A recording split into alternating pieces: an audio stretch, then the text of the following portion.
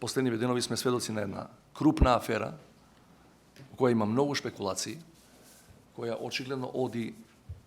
низ многу слоеви на нашето општество, и економски, и криминални, и политички, за жал. И јас од оваа позиција не правам политички притисок, ако кажам дека инсистирам државните органи во таа така наречена ситуација или случај рекет да истераат работата што е можно побрзо до крај,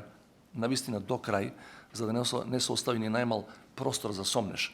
дека некој некого штити или дека повторно се рециклираат некои лоши практики од минатото, кога одредени политички фактори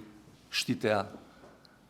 бизниси, односно правеа заштита за криминалните бизниси, и на тој начин знаеме до кој дереџа дојдовме. Значи, Европската комисија во својот извештај од 2017 година не дефинира како заробена држава, именно најмногу заради овие и политичка поларизација, меѓутоа и заради тоа што во бизнисот се знаеше кој може да го прави и кој смее да влезе воопшто на тоа поле.